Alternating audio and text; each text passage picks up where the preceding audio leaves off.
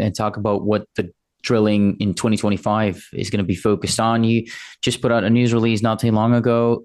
Tell me about that. What's the focus of this year's Yeah, program well, going to be?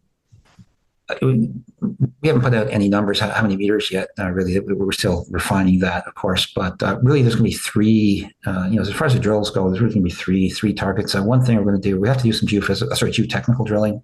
For the pits and the pit slope, the pit walls, and that, and maybe a bit of. Well, we'll see what else we need, but definitely a bit of that. And again, that's I think meters well spent because it gets us to that point where we can get the mine going as soon as possible. We will also be doing some expansion resource drilling, around some of our known deposits. And that's with the RC rig. Mhm. We also have some sort of more near surface geophysical targets that we can hit with that RC rig as well. We can easily get 250 meters. I think we've done much better than that as well. But just with the RC rig, so that will be sort of the second part of the drilling. And the third part, and for me the most exciting, is going to be the diamond drilling for exploration. The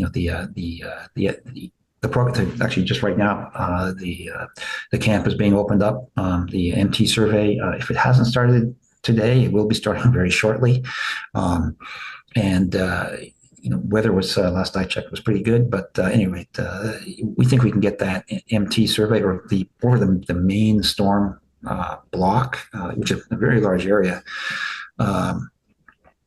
We think we can get that MT survey done in the next 3 to 4 weeks, something like that, and that will take us into the point where we would want to start the exploration diamond drilling, and we will have the results at that time. That we can have the first pass processing on that, which I think is going to be more than sufficient to generate targets for us. And I'm super excited to see what that MT survey shows below 200 meters, because we've had some very, very enticing. In previous surveys, very enticing gravity anomalies. Again, gravity anomalies are very difficult to explain with anything other than sulfide mineralization. And we've had some really nice hits, hitting sulfide mineralization within those, targeting gravity anomalies.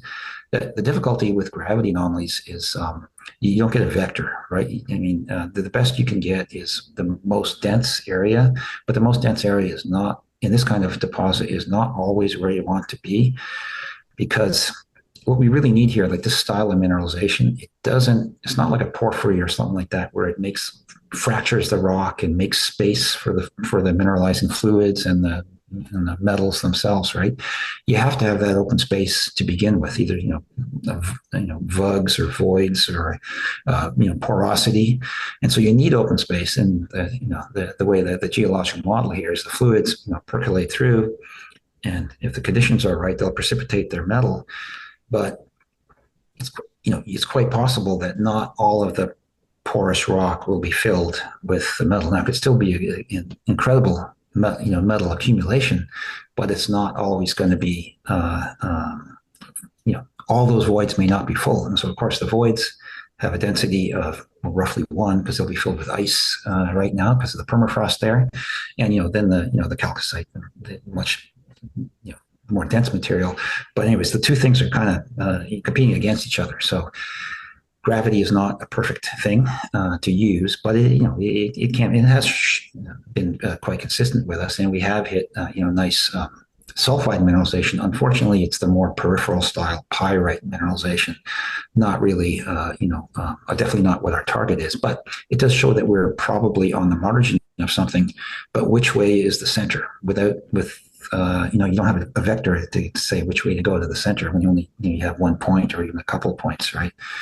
But with the MT being a conductivity survey, again, we haven't seen anything that conducts electricity, significant electricity in the subsurface other than sulfide and chalcocite particularly. So, we think that the MT could give us some really nice targets early, so that these deeper diamond drill holes are going to be a very significant portion of the exploration program this summer. I think obviously that's going to be the thing that could knock it out of the park.